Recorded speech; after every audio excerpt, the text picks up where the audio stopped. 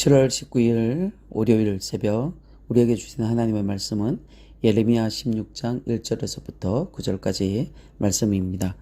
여호와의 말씀이 또 내게 임하여 이르시되 너는 이 땅에서 아내를 맞이하지 말며 자녀를 두지 말지니라.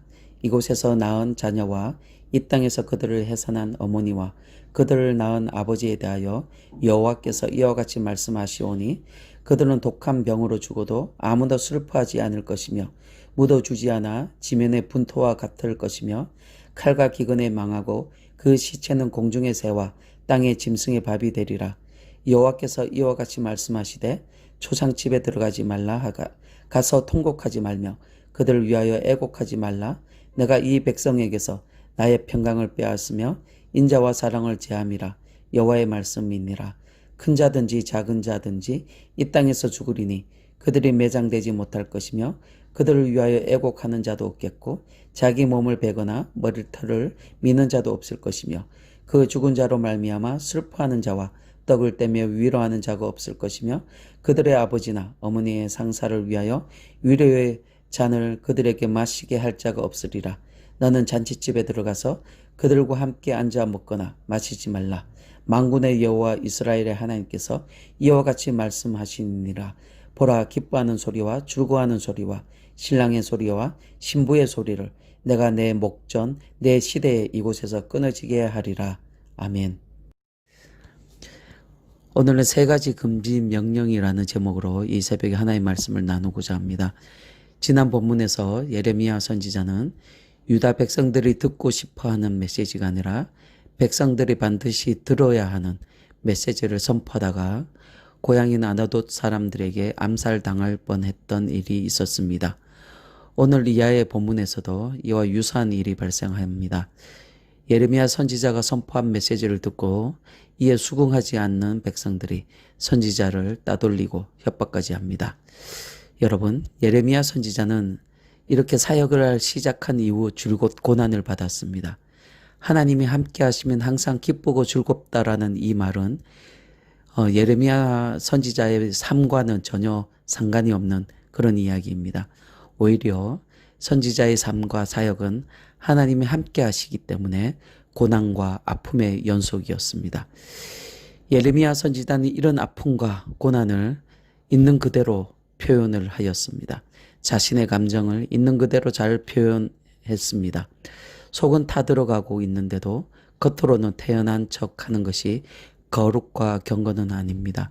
세상이 무너져 내리는데도 마치 아무런 일도 없는 것처럼 이성과 냉정을 유지하는 것만이 영성은 아니다라는 것입니다. 예레미야 선지자는 있는 그대로 표현을 합니다.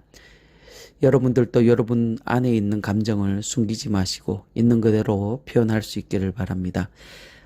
감정을 꺼지면 내놓을 때 내 안에 치유가 일어납니다. 가정 예배나 아니면 큐티 모임, 셀 모임을 통해서 이런 시간을 가져야 합니다.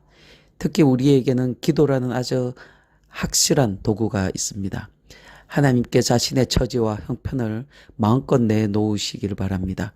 지금 아픈데도 너무 힘들고 아픈데도 아프지 않다고 말하는 것이 마치 믿음이 좋은 것처럼 생각해서 울지 않는 사람은 도리어 믿음이 없는 사람입니다.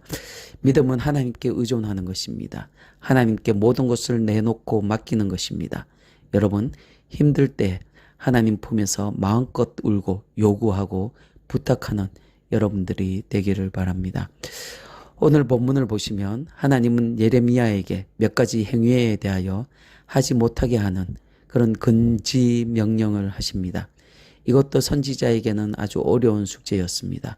본문 2절을 보시면 너는 이 땅에 아내를 맞이하지 말며 자녀를 두지 말지니라 라고 말씀합니다. 하나님이 선지자에게 결혼도 하지 말고 자녀도 두지 말라고 명령하십니다. 여러분, 인간의 삶에서 가장 기본적인 기쁨과 누림은 바로 가정을 통하여 얻을 수 있습니다. 가정 안에서 가장 큰 행복을 얻게 됩니다. 그런데 지금 그것을 금지하고 있습니다. 여러분, 하나님께서 예레미야에게 왜 이런 명령을 하시는지 그 이유를 아십니까? 예레미야의 결혼을 금하면서 그에게서 이런 기쁨과 누림을 차단하는 것입니다. 이것은 앞으로 유다가 하나님의 심판을 받아 멸망하게 되어 인간의 가장 기본적인 삶도 누릴 수 없게 된다라는 것을 미리 예레미야의 이런 삶을 통해 입증하여 보이는 것입니다.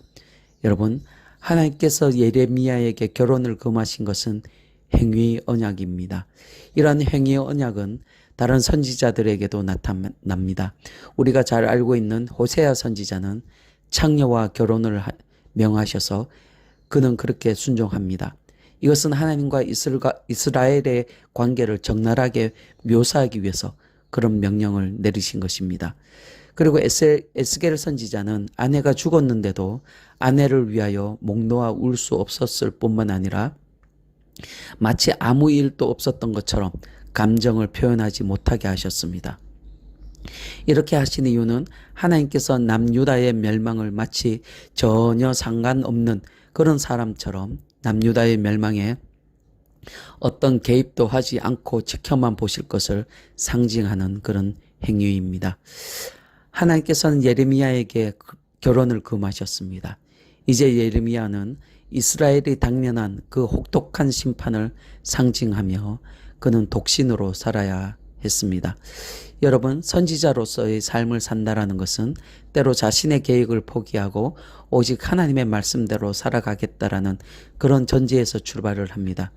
예레미야 선지자는 호세아나 에스겔 같은 선지자들은 실로 아무든지 나를 따라오려거든 자기를 부인하고 날마다 제 십자가를 지고 나를 따를 것이니라 라는 예수님의 말씀을 자신의 삶으로 온전히 실천한 그런 사람들입니다.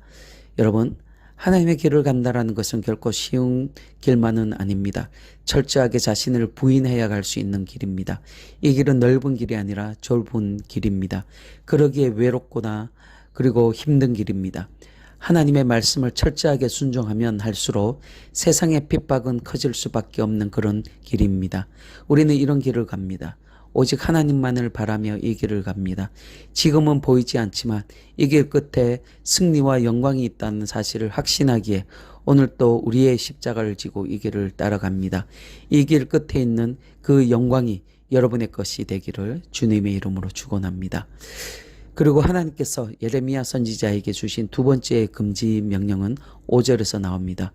여호와께서 이와 같이 말씀하시되 초상집에 들어가지 말라. 가서 통곡하지 말며 그들을 위하여 애곡하지 말라. 내가 이 백성에게서 나의 평강을 빼앗으며 인자와 사랑을 제함이라. 여호와의 말씀이니라. 이번에는 초상집에 가지 말라고 말씀하십니다.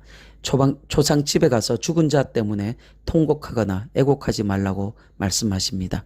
그 이유가 무엇입니까? 6절을 보시면 큰 자든지 작은 자든지 이 땅에서 죽으리니 그들이 매장되지 못할 것이며 그들을 위하여 애곡하는 자도 없겠고 자기 몸을 베거나 머리털을 미는 자도 없을 것이라 라고 말씀합니다. 앞으로 환난 때가 되면 죽은 자들이 어떤 그 시신들이 온 땅에 널려져 있기 때문에 한 사람 한 사람을 위하여 장례식을 치를 수 없다라고 말씀합니다. 환난 때가 되면 산 사람보다 죽은 사람들이 더 많기 때문에 애곡하거나 통곡할 여유가 없다라는 것입니다. 그러면서 하나님은 이렇게 말씀하십니다. 5절 하반부에 보시면 내가 이 백성에게서 나의 평강을 빼앗으며 인자와 사랑을 제함이라. 이 말씀은 하나님과 이스라엘의 어떤 언약 관계가 완전히 끝났음을 말씀하시는 것입니다. 평강과 인자 그리고 사랑은 자기 백성에 대한 하나님의 강력한 보호를 의미합니다. 그런데 그것을 거두신다라는 것은 더 이상 이스라엘은 하나님의 백성이 아니며 자기 백성이 아닌 자들을 더 이상 하나님께서 보호하지 않으신다라는 그런 말씀입니다. 이 일에 대하여 그 누구도 하나님을 원망할 수 없습니다. 이스라엘이 자청한 일이기 때문입니다. 사랑하는 성도 여러분, 하나님의 강력한 보호 아래 머물러 계시는 여러분들이 되시기를 주님의 이름으로 축원합니다. 그리고 세 번째 금지 명령은 8절에 나옵니다. 너는 잔치집에 들어가서 그들과 함께 앉아 먹거나 마시지 말라. 이번에는 잔치집에 가서 하객들과 함께 기뻐해서도 안 된다라고 말씀하십니다. 잔치집에 가지 말라고 하시는 이유는 하나님께서 유대 땅에서 모든 기쁨의 소리를 끊으실 것이기 때문이라고 말씀하십니다. 여러분, 이렇게 예레미야가 장례식에도 가지 못하고 잔치집에도 갈 수 없다면 이것은 다른 사람들로부터 완전히 격리될 뿐만 아니라 그들로부터 쉽게 따돌림을 받을 수 있는 그런 상황입니다. 그럼에도 선지자는 이 말씀에 순종해야 합니다. 이것은 백성들에게 죄의 결과가 얼마나 큰지를 알려주기 위함입니다. 이렇게 자신이 희생해서라도 백성들이 죄를 깨닫고 다시 하나님께로 돌아오기를 간절히 원하시는 것입니다. 여러분, 오늘 저와 여러분의 작은 희생으로 우리 주변에 그 누군가가 예수 믿게 된다면 그것마저 큰 기쁨은 없을 것입니다. 예레미야의 희생, 결혼하지 않고 그리고 다른 사람들로부터 따돌림을 받을 수 있는 잔치집에도 가지 않고 장례식도 가지 않는 그 작은 희생, 그의 몸짓을 통해서 이스라엘 백성들이 죄에서 깨닫게 되고 하나님께 돌아오기를 간절히 원하는 그런 예레미야 희생, 아니 예수님의 십자가 희생을 우리 다시 한번 묵상하시고 오늘 여러분의 삶의 자리에서 그리스도인으로 어떤 희생과 섬김이 필요한지를 생각해 보시고 실천할 수 있기를 바랍니다. 여러분의 작은 희생과 섬김이 하나님 나라에서는 큰 기쁨이 될 것입니다. 아멘.